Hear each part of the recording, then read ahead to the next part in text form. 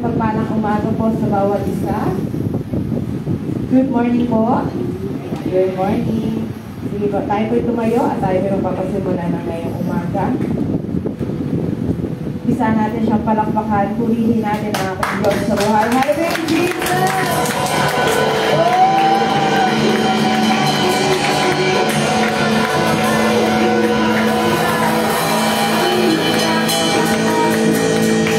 Pagpapailan mo ang Panginoon, hallelujah. Tunay na kakangahanga ang kanyang pag-ibig sa bawat isa. Kaya binigay niya ang kanyang para bawat buhay na lang ay amen. Tayo po lumawit ang pag-ibig lang.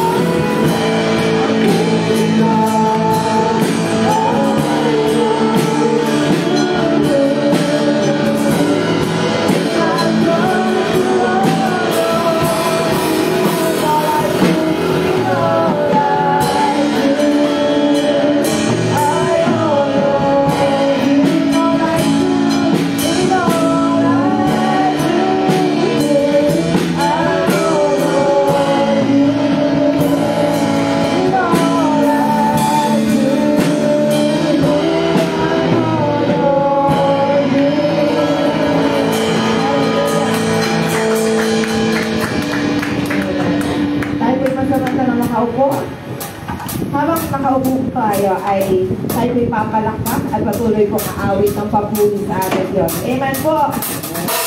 Hallelujah! Ano? Direct Master!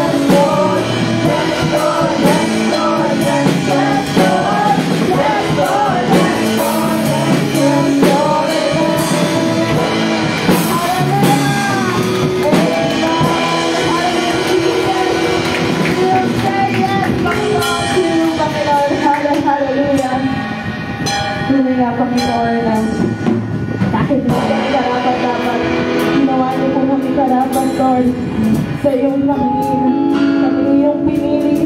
Patuloy na pinipili, Panginoon. Hallelujah, God.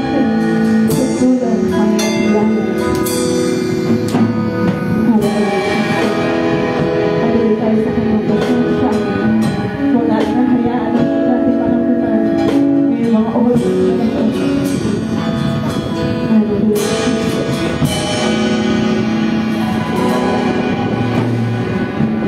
Hallelujah.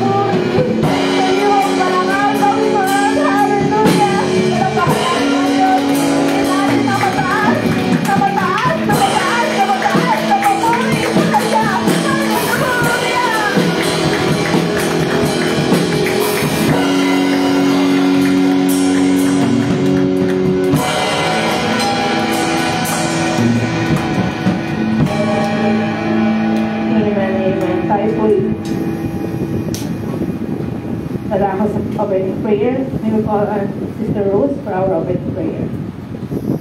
Tayo po sumikip at manalangin.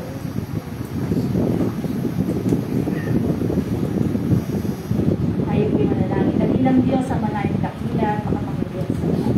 Ang manalangin mo ni tayo na lahat ng bagay. Panginoon, salamat po o Diyos sa umagang ito, Panginoon.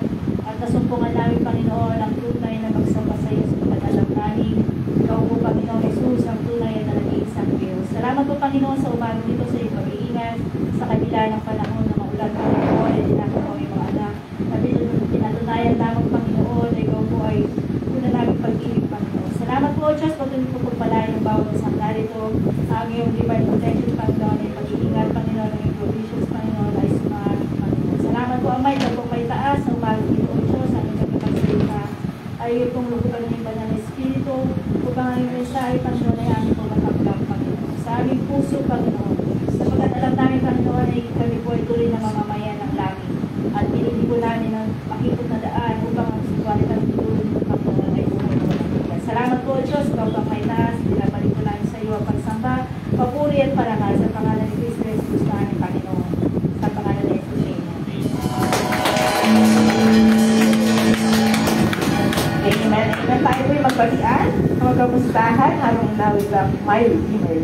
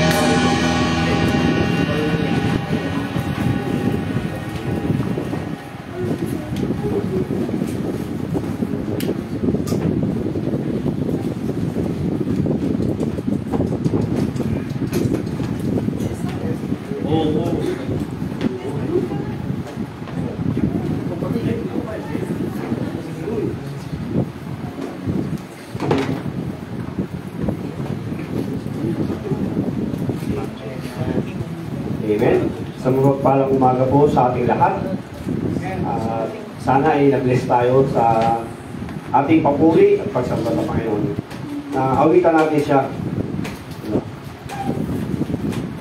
Ngayong umaga ito, inadako na tayo sa ating mga pabalita, ang ating church schedule. Every Sunday morning, 7:30 a.m., meron tayong corporate prayer, 1 hour yan, bago mag-start ang ating Sunday school. Sikapin natin ang mga pag-Sunday school kasi marami tayong matutunan. Ngayon, pagkatapos naman ng Sunday school, diretso na tayo ng ating morning service, ang ating divine worship service ng 9:30 a.m. Tuloy-tuloy tayo niyan. Sunday afternoon, meron naman tayong 3 p.m. corporate prayer din bago mag-start ang ating equipping the saints ng 3:30 p.m.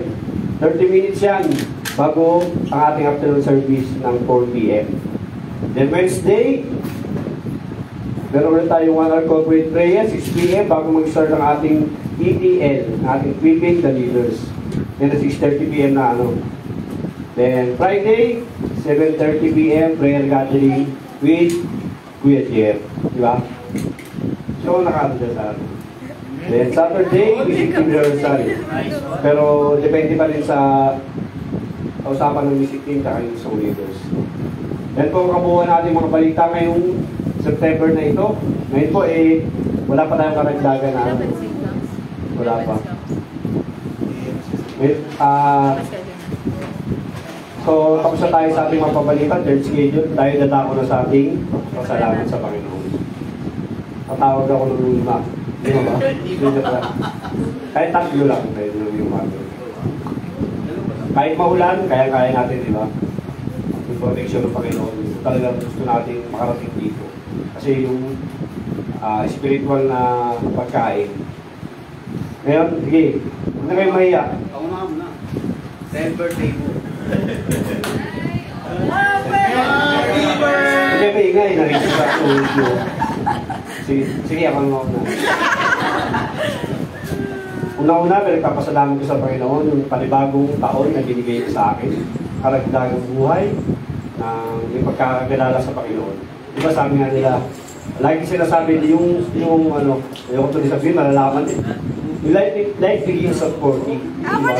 Kasi yung 40, yung mali ka din, kalagitnaan ng taon ng tao yan, ng ano. Kasi marami namamatay na ng 80 years old, 70, kumbaga kalahati yan eh.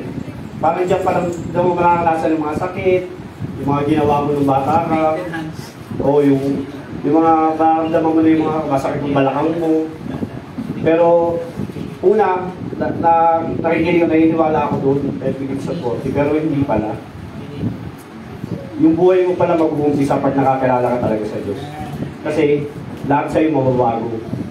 Yung mga pag-iingat mo sa sarili mo, sa katawan mo, sa pamilya mo, sa lahat ng nasasakupan mo. Kumbaga, dinadala mo na yung pangalan ng Panginoon. Kumbaga, nire-represent mo na siya. Wala ka na ibang inaano. Siyempre, yung dati mga gawain na mahitin ang ulo mo, gusto mo agad na iba na. Kumbaga, laging sasagi sa isip mo ka, sunod pa rin yung nire-represent mo. Hindi dapat ganito. Hindi lang dahil doon. Kumbaga, sa kalooban mo na rin yun. Kung tataka ka sa sarili mo, bakit iba na? Bakit ganito? Eh, hindi naman ako ganito dati. Kumbaga, yun nga, lagi sinasabi, yung ayaw mong gawin, bakit ginagawa mo ngayon? At mas maganda pa yun, kasi yung ayaw mong gawin dati, gusto mo nang gawin ngayon. Dahil doon sa Panginoon. Yung dumadali sa loob mo, yung Espiritu Santo. Kaya pasalamat ko sa Panginoon na hindi ko naman tinulungan niya ako na magbago, mas mapalapit sa pamilya ko, mas mapalapit sa Panginoon. Kaya na magpayo, kayang maging magpakumbaba, maging mahinahon sa lahat ng bagay. Kumbaga, yung mga pagpapayong tama, saka hindi makakasama sa tao. Dapat kasi taglay natin yan bilang Kristiyano at nakakilala talaga sa Panginoon. Salamat din Panginoon sa kalusugan ng pamilya ko. Although may nagkakasakit talaga, hindi maiwasan yan. Pero yung protection niya, kitang-kita namin na nandun talaga. Yung kapangyarihan niya, ilang beses na pinarala sa amin, Panginoon. Pero sana sa iba rin, magpatuloy tayo sa Kanya. Mararamdaman natin yan pagka talagang mas lumalim tayo sa Kanya. Saka yung magiging Kristiyano na sinasabi na, uso Kristiyano ngayon, sabi nga ni Paz. Pero kadalasan nakikita ko sa social media sinasabi, puro pagpapala, puro blessing. Hindi yun totoo pagsunod sa Panginoon. May blessing, pero more on sacrifice. Mararamdaman mo yan. Pag di mo naramdaman yan bilang Kristiyano, puro blessing pumapasok sa'yo, peki yan. Ang totoong pagiging Kristiyano, pagsunod sa Panginoon, may sakripisyo, paghihirap. Pero kailangan mo na lagpasan yun. Pag di mo nalagpasan yun, hindi natin masasabi na talagang totoong nakakilala ka. Ganun talaga ang sa Panginoon. Pero salamat sa Panginoon sa buhay na pinagkaloob niya sa bawat isa, sa panibagong taon na binigay niya sa akin, at sa lahat pa. At saka yung mga celebrant ng September. Mababait yan, mababait. Mababait yan. Ha? Marami. Kaya na. Yun lang, sa Diyos po ang kapurihan. Ngayon, tahan pa tayo ng pangalawa. Yun. Wala ka natin ito sa buhay ng Brother Ed. Hello. Hi. Hello. Iya ako? Papasalamat ako sa Panginoong Diyos kasi dapat nung last Sunday pa to, naunahan tayo. Medyo mabagal na tayo tumayo eh. Medyo may tama na sa likod. Ayun, so I'm thanking our Lord God kasi dapat na kayo siya ako. Papasalamat ako sa Panginoong Diyos kasi nabiyayaan kami ulit ng supling. So, hoping na palupag ka. Mahiya eh. Hindi. I'm hoping na samahan niyo ulit kami. Amen. Kasi medyo maselan yung pagbubuntis ng asawa ko ngayon kasi maselan sa pagkain. So alam ko na babae. Kasi hindi naman sa maarte, ano na. Hindi kasi nung mga nakaraang pagbubuntis niya ng kay panganay ko sa pangalawa, hindi naman siya gano'n. So hindi siya nagsusuka, mas matao siya noon. Ngayon medyo ano siya, pihigan sa pagkain. Kahit yung gusto niyang kainin, ayaw ng bata, na ilalabas niya. Sinusunod niya.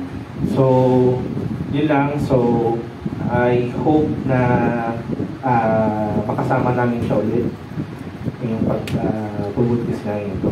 Sana, final na, babae. Kay Yuri kasi, we got ate babae. So, pag hindi ulit babae, alam mo na. Hindi. So, kidding aside.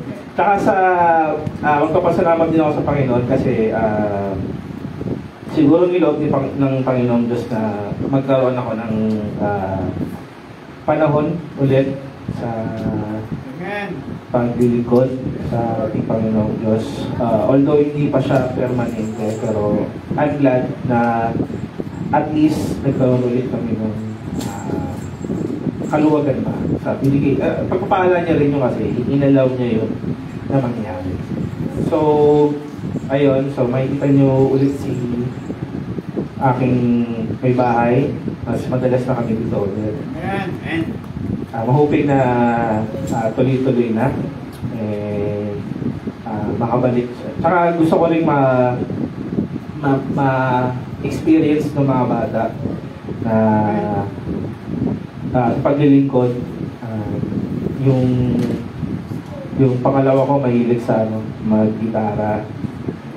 Gitara yan. Yung panganay ko, drums. Kaya mukha ng drums. Sobrang hilig niya mag-drums. Ginaya niya yung pag-ibig. Kidding aside. So, yun lang po. Maraming salamat.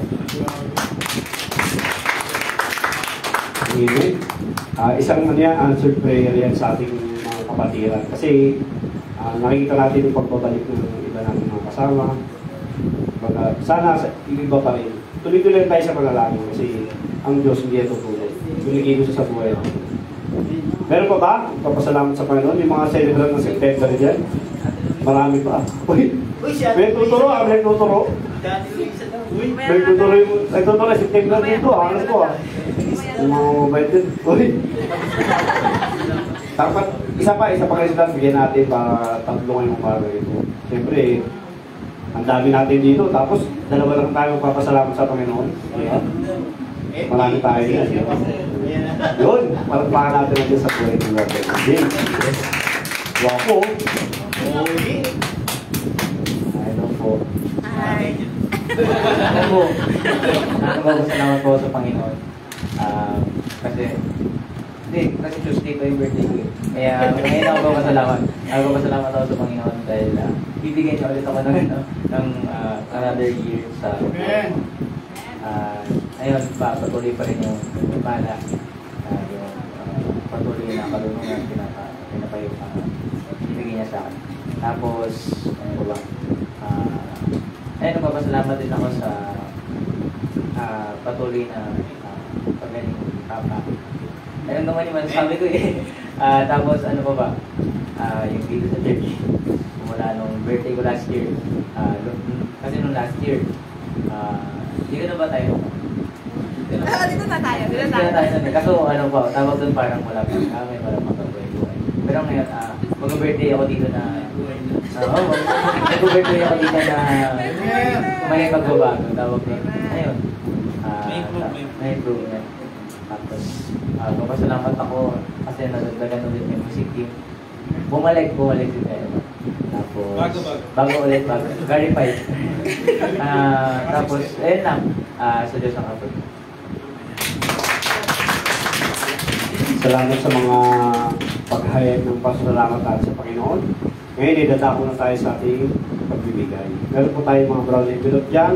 Saka may mga papel dyan na pwede sulatan. Kung tithes, offering, o building fund. Kung ano po yung gusto nyo pagkaloob. Para makatulong tayo sa pagpapatuloy ng ating service. Tatawag mo po yung ating manulugto. Saka yung ating buwang usher.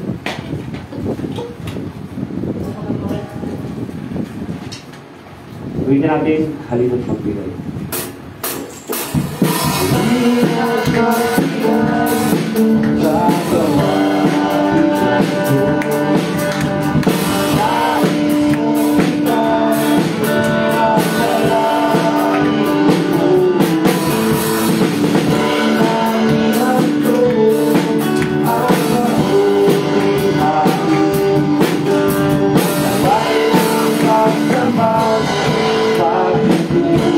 Balikan sa Panginoon. Hindi ka balik. Hindi ka umaabang. Hindi ka balik. Hindi ka umaabang. Magbigay tayo sa Panginoon. Tayo ay magbigay.